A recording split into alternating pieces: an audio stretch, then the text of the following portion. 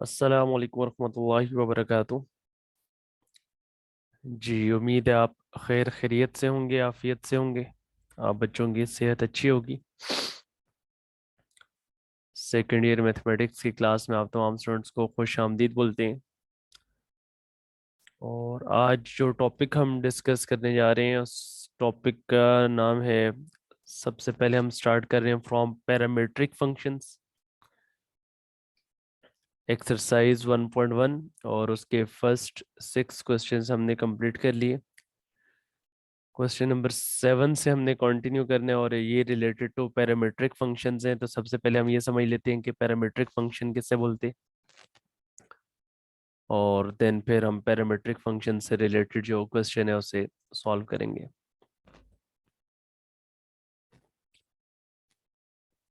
तो फंक्शन के बारे में बेसिकली हमने जो डिस्कस किया कि एक क्वांटिटी दूसरी क्वांटिटी के ऊपर क्या कर रही होती है, डिपेंड कर रही होती है, उसे क्या बोलते हैं, फंक्शन बोलते हैं।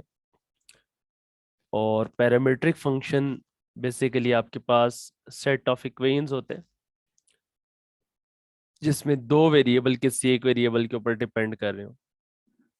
फॉर एग्जांपल, आपके पास अगर लिखा हुआ है x is equal to T square and y equal to T cube.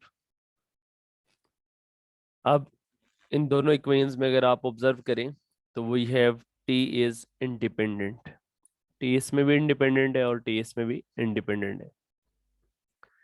जबकि x जो है वो यहाँ पे t पे डिपेंड कर रहे हैं और y भी t पे डिपेंड कर रहे हैं। तो ऐसी इक्वेशन जिसमें दो वेरिएबल किसी एक वेरिएबल के ऊपर डिपेंड कर रहे हो, that set of equations is known as parametric equations. इन इक्वेशंस को क्या बोलते हैं, पैरामीट्रिक इक्वेशंस बोलते हैं, जिसमें दो वेरिएबल किसी एक वेरिएबल के ऊपर डिपेंड कर रहे हो। फॉर एग्जांपल, इसी तरीके से एक और एग्जांपल हम ले सकते हैं, जैसा कि आपके पास x is equal to a cos theta and y is equal to b sin theta. अब इसमें x और y दोनों डिपेंड कर रहे हैं किस पे, थीटा पे डिपेंड कर रहे हैं। ठीक है, a कांस्टेंट है, a और b कांस्टेंट है, उनके ऊपर डिपेंड नहीं कर रहे, जबकि थीटा के ऊपर जो है वो डिपेंड किए जा रहे हैं। तो थीटा जो है यहाँ पे आपके पास क्या है, इंडिपेंडेंट।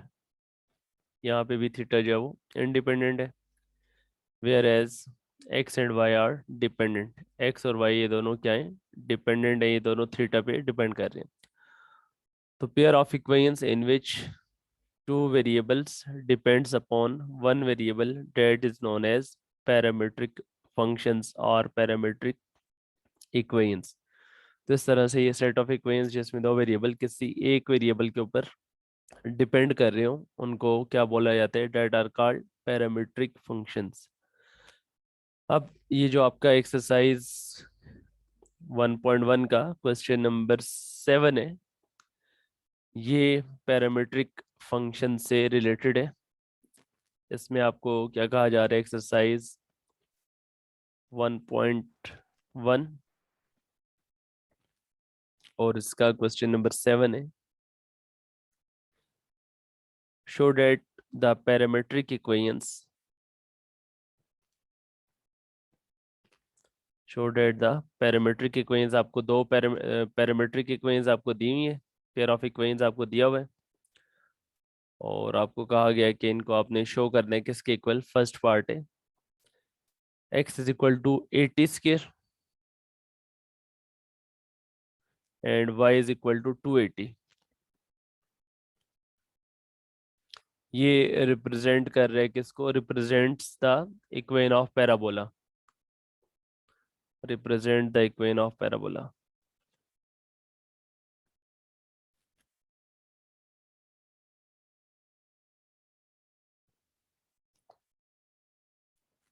और पैराबोला की इक्वेशन गिवन है y square is equal to 4ax।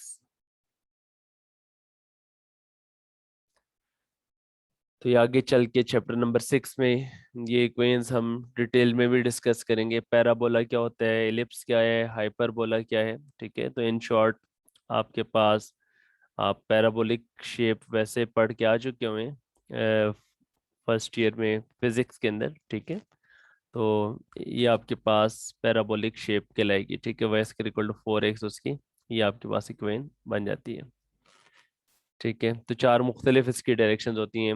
Y square equal to -4x का ऑपोजिट डायरेक्शन में आ जाएगा, ठीक है। X square equal to 4ay, X square equal to -4ay। तो डायरेक्शंस आपके पास इसकी इस तरह से अकॉर्डिंग टू इक्वेशन ये चेंज होती रहती हैं। इस तरह से ये चार इसके मुख्तलिफ डायरेक्शंस जो है वो बनती हैं। तो ये जाके हम चैप्टर नंबर 6 में इसकी डिटेल को जो है वो डिस्कस करेंगे। पैराबोला की इक्वेशन होगी तो उसके मुताबिक आपके पास शेप क्या बनेगी।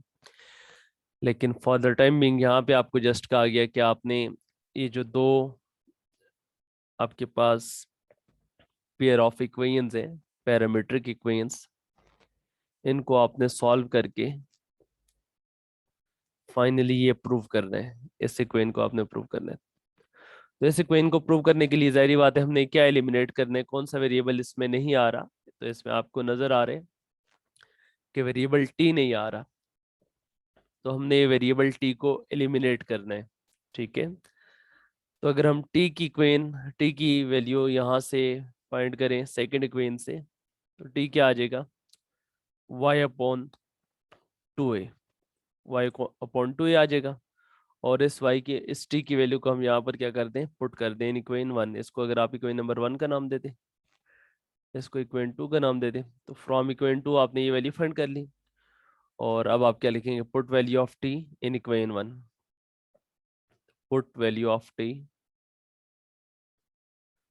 From equation 2 in equation 1। Equation 2 से टी को एलिमिनेट करके हम इक्वेशन 1 में पुट कर रहे हैं, तो क्या आ जाएगा equation 1, x equal to a t square. तो x is equal to a t square, t की वैल्यू क्या आ गई आपके पास, y/2a, तो उसका स्क्र y/2a और ये उसका स्क्र। अब जब आप स्क्र अप्लाई कर देंगे, ये हो जाएगा y² 2a का होल स्क्र, ये आ जाएगा 4a², और स्क्र अंडर रूट से कैंसिल हो जाएगा। और देन आप क्रॉस मल्टीप्लाई कर लें, 4a उधर जाकर x से मल्टीप्लाई हो जाएगा, तो 4ax is equal to y²। ये आपके पास फाइनली बन जाएगा 4ax is equal to y²।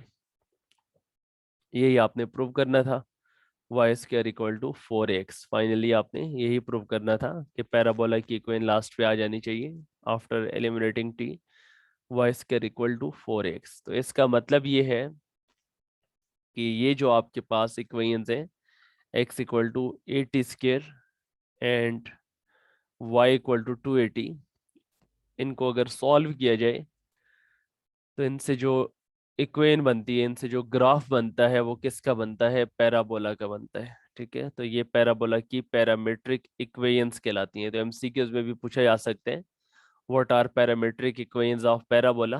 तो वो आपको पता होनी चाहिए कि x equal to 80 square and y equal to 280 are known as parametric equations of parabola. ये पैराबोला की पैरामीट्रिक इक्वेशंस कहलाती हैं। इस तरह से आपने यहाँ से पैरामीट्रिक इक्वेशन से इक्वेशन ऑफ पैराबोला को आपने फाइंड कर लिया। जी, इज इट क्लियर? ये आपको, आप बच्चों को समझ आ गया ये?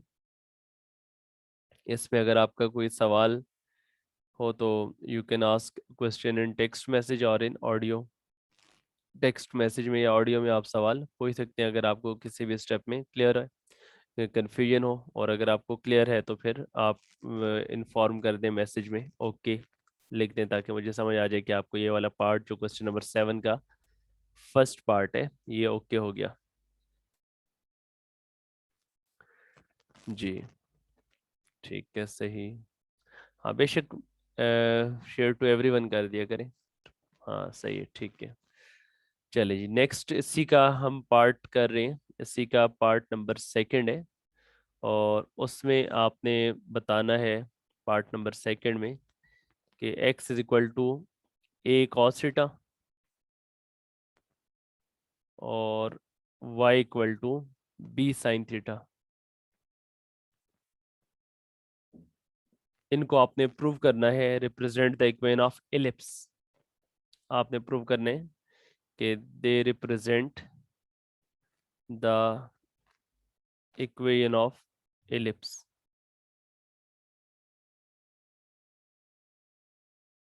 ये जो है वो इक्वेशन ऑफ एलिप्स को रिप्रेजेंट करेंगे, ठीक है। तो अब इक्वेशन ऑफ एलिप्स भी आपको पता है कि वो आपके पास अलोंग एक्स एक्सिस भी हो सकती है और अलोंग वाई एक्सिस भी हो सकती है, ठीक है। और ये भी आपका टॉपिक जो है वो ये एलिप्स, पैराबोला, हाइपरबोला, ठीक है, ये सारे टॉपिक्स आपके चैप्टर नंबर 6 में आने वाले हैं, ठीक है। तो एलिप्स की आपके पास शेप ये भी हो सकती है,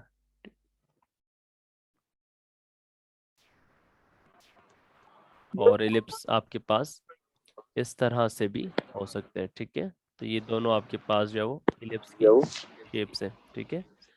ये आपके पास दोनों इस तरह से एलिप्स की शेप्स बन रही है। Zarar, welcome to the class. पहले शुरू। अच्छा, तो ये बेटे आपके पास जो है वो एलिप्स की इक्वेशंस आपके पास है, ये आपके पास इसकी शेप्स इस तरह से बनेंगी। तो आपने प्रूव करना है कि ये जो इक्वेशंस गिवन है ना, ये जो इक्वेशंस गिवन है, x equal to a cos theta and y equal to b sin theta, this represents equation of ellipse. आपने प्रूव करना है कि ये किसको रिप्रेजेंट कर रहे हैं, ये एलिप्स को रिप्रेजेंट कर रहे हैं, सही है। तो अब इसमें देखें आप ने क्या एलिमिनेट करना है इसमें। अब जाहिर बात है एक्स भी थीटा पे डिपेंड कर रहा है, वाई भी थीटा पे डिपेंड कर रहा है, तो बेसिकली फिर हमने थीटा को एलिमिनेट करना है। तो x equal to a cos theta को हम क्या लिख सकते हैं, x upon a is equal to cos theta. और प्रूफ भी आपको पता है, प्रूफ करना है कि इक्वेशन ऑफ एलिप्स उन्होंने आपको खुद ही दे दी है कि इक्वेशन ऑफ एलिप्स आपके पास क्या आएगी, x square upon a square plus y square upon b square is equal to 1। ये आपने प्रूव करना है, ठीक है। अब यहाँ पर देखें x upon a equal to cos theta, और दूसरी इक्वेशन से क्या आ जाएगा, y upon b equal to sine theta. अब यहाँ से हम थीटा को एलिमिनेट करना चाहते हैं, ठीक है। तो एक तो मेथड ये कि थीटा इधर ही रहे, कॉज उधर जाकर cos inverse of x upon a आ जाए, और यहाँ पे theta equal to sine inverse of y upon b आ जाए। लेकिन आगे फिर ये फॉर्म बनाना आपके लिए थोड़ा मुश्किल हो जाएगा। तो यहाँ पे आप उस आइडेंटिटी को अगर रिकॉल करें कि sign square theta plus cos square theta क्या होता है, 1 होता है।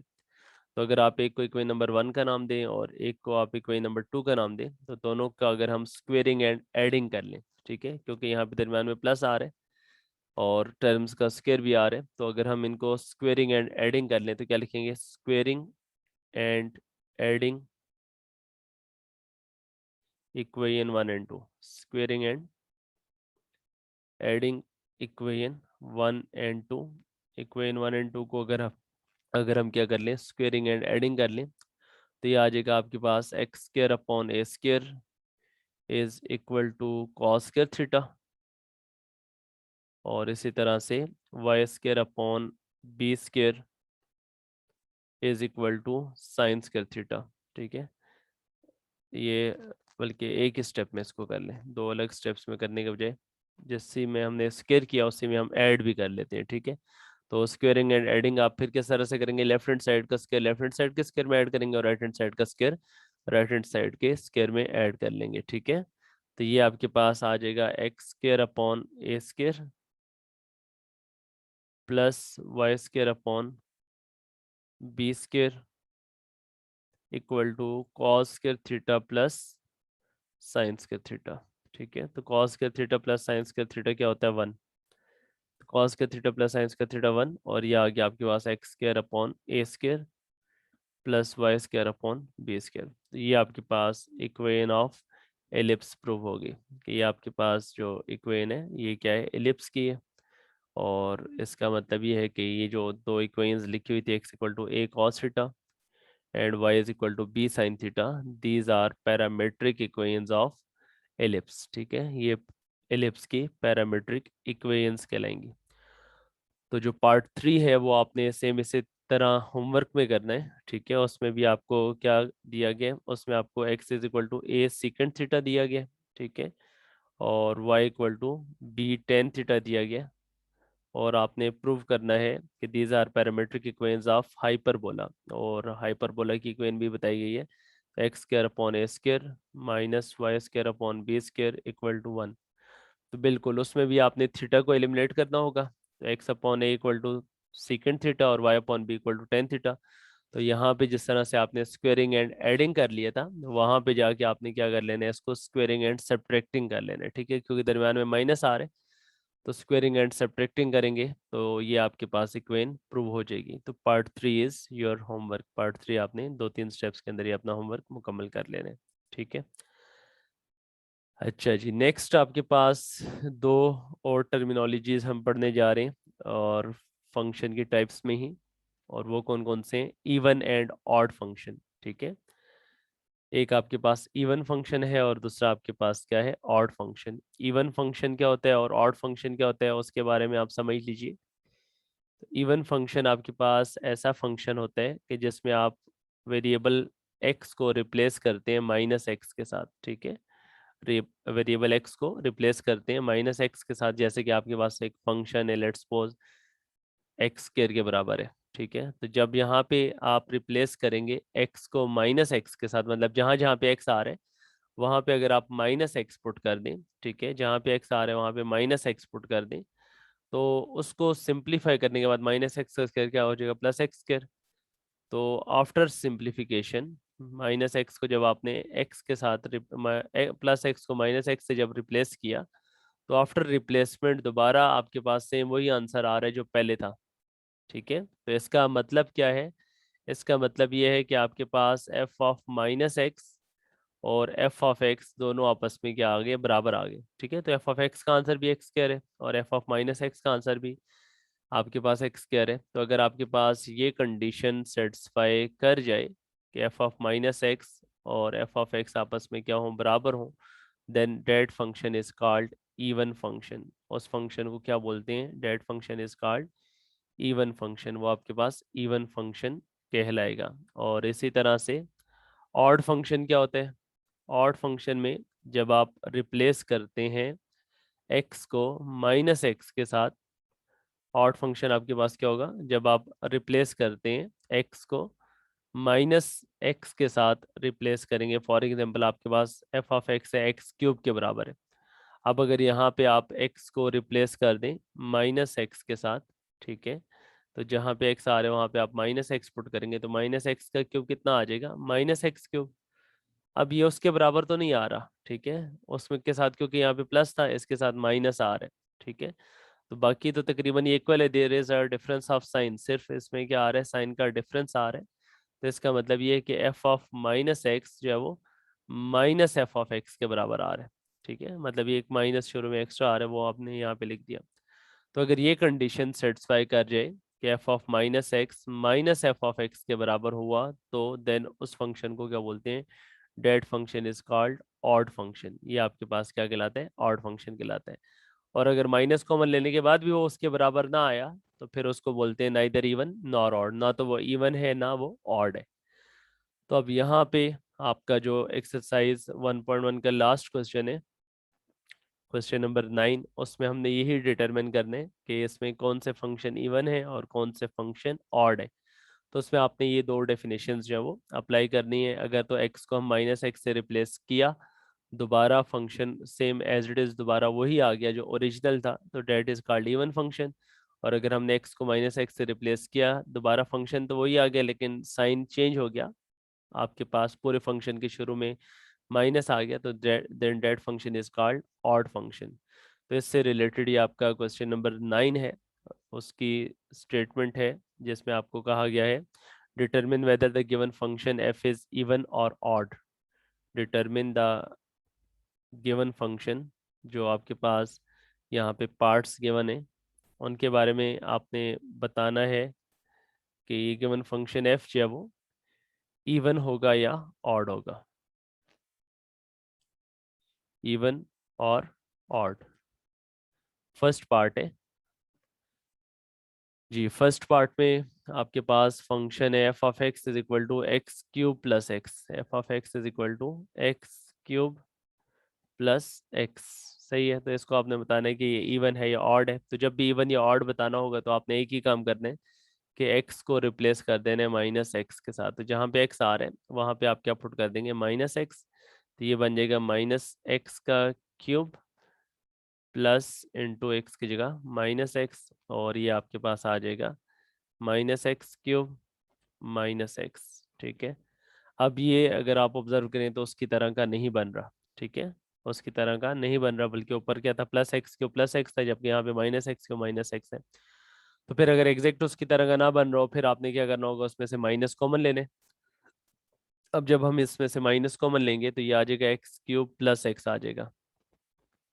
तो अब अगर हम इसे ऑब्जर्व करें तो अब ये आपके पास एग्जैक्ट उस ऊपर वाले फंक्शन की तरह मैच कर रहा है। ठीक है, अब ये उसकी तरह का मैच हो रहा है, क्योंकि अब आपके पास सेम एज इट इज वही आ रहा है, सिर्फ शुरू में क्या आ रहा है, माइनस आ रहा है। तो इसका मतलब ये है कि आपको फ्रॉम इक्वेशन 1 एंड 2 से ये क्या पता चला कि ये f of minus x equal to minus, और ये दोबारा फिर क्या बन गया, ये एफ ऑफ एक्स के बराबर ही बन गया। तो एफ ऑफ माइनस एक्स किसके बराबर आ गया, माइनस एफ ऑफ एक्स के बराबर ही आ गया।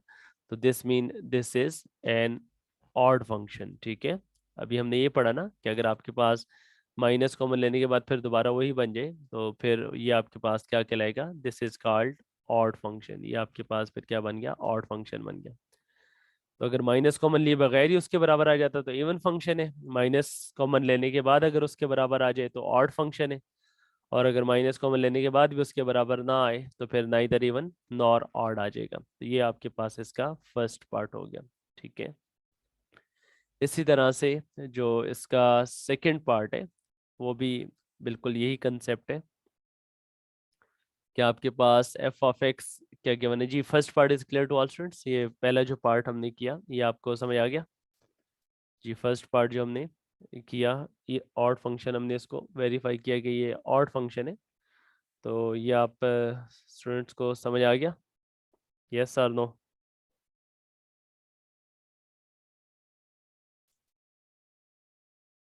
जी आ गया, सही, ठीक है। अब इसका जो सेकंड पार्ट है, जी सेकंड पार्ट भी सेम इसी तरह ही है कि एफ ऑफ एक्स गिवन है एक्स प्लस टू का होल स्क्वायर।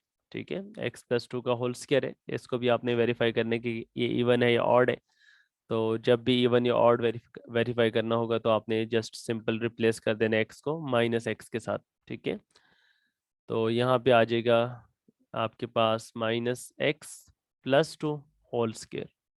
ठीक है, अब आपको कैसे पता चलेगा कि ये दोनों आपस में इक्वल है या नहीं है। तो अगर आप इसमें से अब एग्जैक्ट तो इक्वल नजर आ रहा है कि ये नहीं है, ये इसके इसमें प्लस एक्स प्लस टू है और इसमें माइनस एक्स प्लस टू है, तो एग्जैक्ट तो ये उसके बराबर नहीं आ रहा। अब अगर हम इसको माइनस कॉमन ले लें, ब्रैकेट के अंदर से ही चलें, अब अगर हम माइनस कॉमन लें तो इसमें फिर ब्रैकेट के अंदर से माइनस कॉमन लें तो ये आ जाएगा माइनस एक्स के साथ प्लस आ जाएगा, और प्लस टू के साथ माइनस आ जाएगा। ठीक है, और ये इसका होल स्क्वायर। सही है, माइनस हम इस तरह से ब्रैकेट के अंदर से कॉमन लिया, जब माइनस कॉमन लेंगे ठीक है तो ये माइनस का होल स्क्वायर क्या हो जाएगा, प्लस, वो तो बाहर प्लस आ जाएगा, और ये अंदर क्या आ जाएगा, एक्स माइनस टू का होल स्क्वायर। तो अब अगर आप इसको ऑब्जर्व करें कि जब आपने सिर्फ सिंपल रिप्लेस किया तो ये दोनों आपस में बराबर नहीं आ रहे थे, और जब आपने इस इसको रिप्लेस कर दिया माइनस के साथ और फिर आपने इनको ऑब्जर्व किया तो फिर भी ये दोनों आपस में बराबर नहीं आ रहे। तो माइनस कॉमन लेने के बाद भी उसके बराबर नहीं आ रहा, क्योंकि ऊपर एक्स प्लस टू है, इधर एक्स माइनस टू है। ठीक है, और माइनस कॉमन लिए बगैर भी आपस में इक्वल नहीं आ रहे। तो जिसमें आपके पास वैसे भी इक्वल ना आ रहा हो, माइनस कॉमन लेने के बाद भी इक्वल ना आ रहा हो, तो फिर उसके बारे में बताया गया कि ना तो वो इवन होगा और ना वो ऑड होगा। तो इसके बारे में फिर आप लिख देंगे, so it is neither even nor odd function. तो ना तो ये इवन है ना ये ऑड है, so it is neither even nor odd. ना तो ये इवन फंक्शन है ना ये ऑड फंक्शन है। तो ये जो क्वेश्चन नंबर 9 के पार्ट्स हैं बिल्कुल इसी पैटर्न पे आपने इनको बताते जाना है कि कौन से इवन है और कौन से ऑड है। तो अभी अगर मैं आपको इसका पार्ट नंबर 4 एंड 6 करवा दूं, ठीक है, फोर्थ पार्ट देख लें। जी पार्ट नंबर 4 में क्या है आपके पास, f of x is equal to x minus one upon x plus one. तो इसमें अगर हम इसको रिप्लेस कर दें एक्स को किसके साथ, माइनस एक्स के साथ, तो ये क्या बनेगा, माइनस एक्स माइनस वन और नीचे भी माइनस एक्स प्लस वन। तो अब अगर हम इसको देखें क्या ये ऊपर वाले फंक्शन की तरह बिहेव कर रहे हैं, नहीं, ऊपर वाले फंक्शन की तरह ये नहीं लग रहा, क्योंकि ऊपर प्लस एक्स है नीचे माइनस एक्स आ गया। तो अब अगर हम माइनस कॉमन लेकर चेक करें, ऊपर से अगर हम माइनस कॉमन लें तो ऊपर आ जाएगा minus x become plus x and minus one become plus one. इसी तरह से अगर हम नीचे से भी माइनस कॉमन ले लें, ठीक है, या चलें अगर नीचे हम माइनस कॉमन ना लें, नीचे वाले को एज इट इज लिखा रहने दें, तो वो एग्जैक्ट ऊपर वाले की तरह फिर भी मैच नहीं कर रहा। ठीक है, अगर हम इसको एज इट इज नीचे वाली टर्म को भी लिखा रहने दें फिर भी वो एग्जैक्ट ऊपर वाली टर्म की तरह नहीं लग रहा, तो चले हम माइनस कॉमन लेकर चेक कर लेते हैं, हो सकता है मैच कर जाए। तो जब माइनस आपने कॉमन लिया तो minus x become plus x and plus one become minus one. तो दोनों माइनस माइनस आपस में क्या हो जाएंगे, कैंसिल हो जाएंगे, और अब हमारे पास जो फंक्शन आया वो क्या आ गया, x plus one upon x minus one. Minus common लेने के बाद भी आपके पास ये इसके बराबर नहीं आ रहा। ठीक है, तो जब ये दोनों आपस में इक्वल नहीं आ रहे तो आप क्या लिखेंगे, so it is neither even nor odd, ना तो ये इवन है और ना ही ये ऑड फंक्शन है। तो ये जो पार्ट है पार्ट नंबर फोर, ये भी ना तो इवन है ना ऑड है। लास्ट पार्ट है इसका पार्ट नंबर सिक्स, वो भी आपने बताना है कि इवन है या ऑड है या दोनों में से कोई भी नहीं है। तो पार्ट नंबर सिक्स में आपके पास एफ ऑफ एक्स गिवन है x cube minus x upon x square plus one. इसको आपने सिंप्लीफाई करने, तो जस्ट सिंपल आप रिप्लेस करेंगे एक्स को माइनस एक्स के साथ, तो ये आ जाएगा माइनस एक्स का cube minus into minus x upon minus x का स्क्वायर प्लस वन। तो जहाँ जहाँ पे एक्स था उसको आपने माइनस एक्स के साथ रिप्लेस कर दिया, तो माइनस एक्स का क्यूब क्या आ जाएगा, minus x cube plus minus minus plus x, और डिनोमिनेटर में माइनस एक्स का स्क्वायर प्लस एक्स स्क्वायर हो जाएगा और प्लस वन। तो अब क्या ये दोनों आपस में इक्वल आ रहे हैं, नहीं, ये दोनों आपस में इक्वल नहीं आ रहे। चलिए अब अगर हम नीचे वाले टर्म तो सही आ रही है, ऊपर वाले टर्म नहीं आ रही, अगर हम माइनस कॉमन ले लें तो फिर क्या बनेगा, ये minus x cube become plus x cube and plus x become minus x, और नीचे वाली टर्म एज इट इज लिख लें एक्स स्क्वायर प्लस वन। तो अब देखें अब ये आपके पास ऊपर वाले फंक्शन की तरह मैच कर गया। ठीक है, तो ये जो माइनस है सिर्फ अगर आप एक उससे कॉमन लें, चाहे न्यूमरेटर में से चाहे डिनोमिनेटर में से, तो वो शुरू में आ जाता है। ठीक है, तो अब ये दोनों आपस में देखें इक्वल आ गए, शुरू में सिर्फ एक्स्ट्रा क्या आ रहा है, माइनस आ रहा है। तो इसका क्या मतलब है कि आपके पास जो एफ ऑफ माइनस एक्स है it is equal to minus f of x. ठीक है, तो ये फंक्शन क्या होगा, इवन होगा या ऑड होगा, ये फंक्शन क्या होगा, इवन होगा या ऑड होगा, जी, it will be even function और ऑड फंक्शन। कौन सा फंक्शन होगा ये, f of minus x equal आ गया किसके, माइनस एफ ऑफ एक्स के बराबर आ गया। तो आप स्टूडेंट्स का आंसर क्या है कि ये इवन होगा या ऑड होगा,